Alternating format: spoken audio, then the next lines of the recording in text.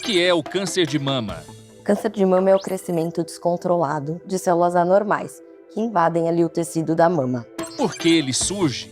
Não existe um motivo único do surgimento do câncer de mama. Normalmente a gente tem ambiente associado à genética e fatores hormonais. Também tem aquelas pacientes que têm um risco genético, que herdaram mutações da família. Existe prevenção para o câncer de mama? Não existe algo pontual que a gente faça e previna totalmente, mas a gente consegue diminuir o risco. Isso a gente consegue fazer mantendo o peso adequado, fazendo exercício físico, uma alimentação saudável.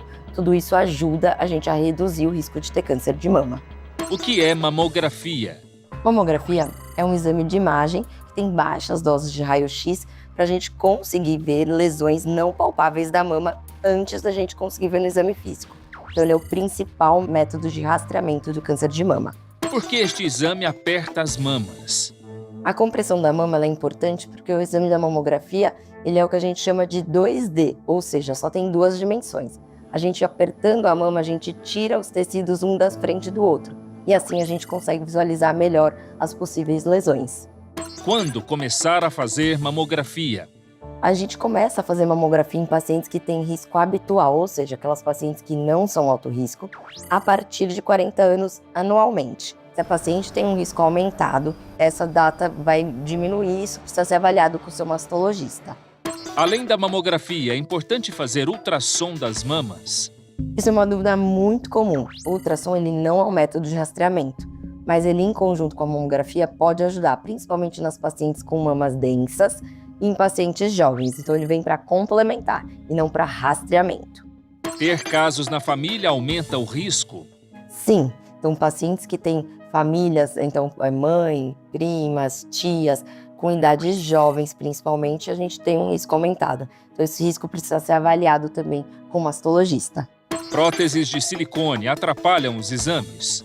Não, ter prótese de mama não impede de a gente realizar o exame. Existem manobras que a gente faz durante a mamografia que a gente consegue ter visualização da mama por completo. Então a gente consegue fazer o exame sem nenhum problema.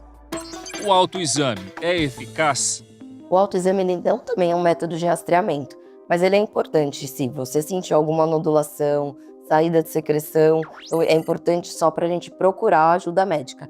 Mas ele só a gente não usa como método de rastreamento. O uso de anticoncepcional aumenta o risco? Esse é um assunto muito controverso, então existem estudos que mostram que não tem relação. E existem alguns estudos que mostram que existe um pequeno, um discreto aumento. Então isso a gente precisa avaliar em consulta médica para a gente avaliar o risco-benefício, principalmente das pacientes jovens. O anticoncepcional a gente sabe que tem outros benefícios, alguns tipos de doença, então isso precisa ser avaliado.